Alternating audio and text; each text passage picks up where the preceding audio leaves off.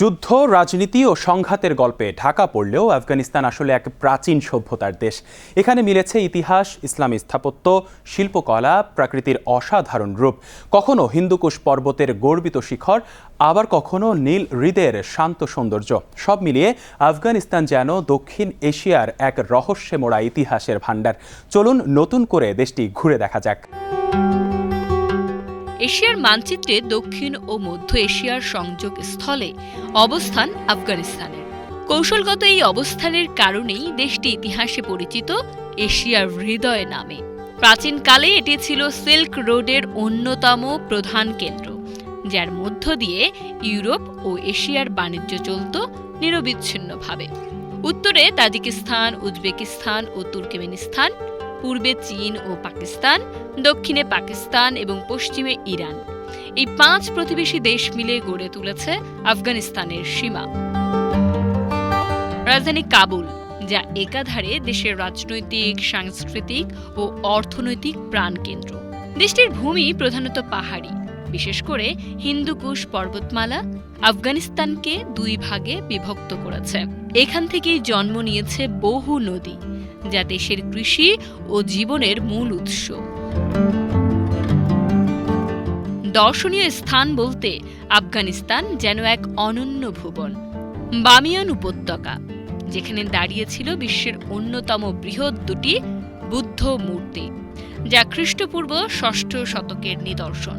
যদিও তা ধ্বংস হয়েছে, তবুও উপত্যকার গুহা ও প্রাচীর চিত্র আজও ইতিহাসের সাক্ষ্য বহন করে। বান্দ-ই-আমির জাতীয় উদ্যান দেশটির প্রথম জাতীয় উদ্যান হিসেবে 2009 সালে স্বীকৃতি পায়। 6টি গভীর নীলচে হ্রদের সমন্বয়ে গঠিত এই প্রাকৃতিক বিস্ময়কে বলা হয় আফগানিস্তানের ব্লু লেকস। হিন্দুকুশ পর্বতের পাদদেশে অবস্থিত পানশির উপত্যকা আফগানিস্তানের সবচেয়ে মনোরম প্রাকৃতিক অঞ্চলগুলোর একটি। এখানকার নদী, সেতু ও গ্রামগুলো যেন প্রকৃতির আঁকা ছবি। পারস্য স্থাপত্যের নিখুঁত উদাহরণ হারাত শহরে অবস্থিত জামে মসজিদটি। নীল টাইলস ও সূক্ষ্ম কারুকাজে গড়া এটি 1200 সালের দিকে নির্মিত হয়। হারাত শহর এক সময় ছিল শিল্প ও সাহিত্য চর্চার কেন্দ্র। মধ্যযুগীয় ইসলামী সভ্যতার অন্যতম নিদর্শন গজনি শহর। একসময় এটি গজনি সাম্রাজ্যের রাজধানী ছিল। এখনও দুর্গ, প্রাসাদ ও প্রাচীন মিনারগুলো ইতিহাস প্রেমীদের আকর্ষণ করে।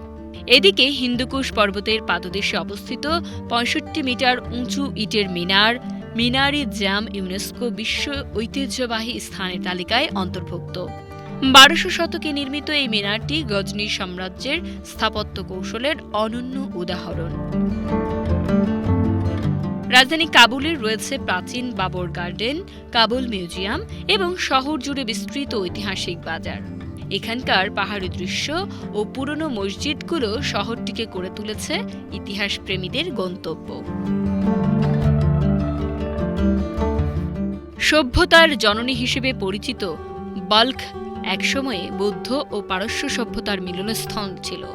এখানেই জন্মেছিলেন বিখ্যাত সুফি কবি জালালউদ্দিন রুমি। শহরের ধ্বংসাবশেষ আজও ঐতিহ্যের সাক্ষ্য দেয়।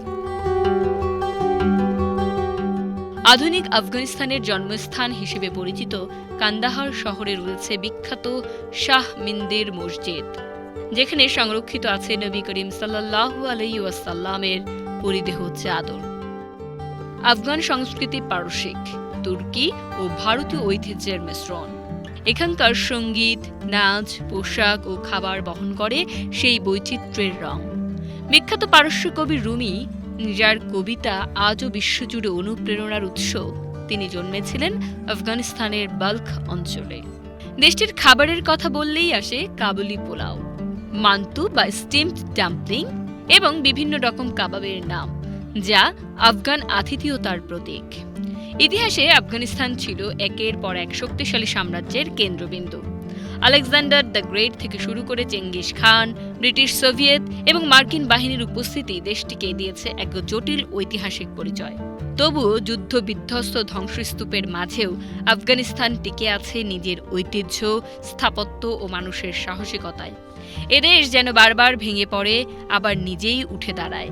অদম্য মনোবল ও আশার প্রতীক হয়ে।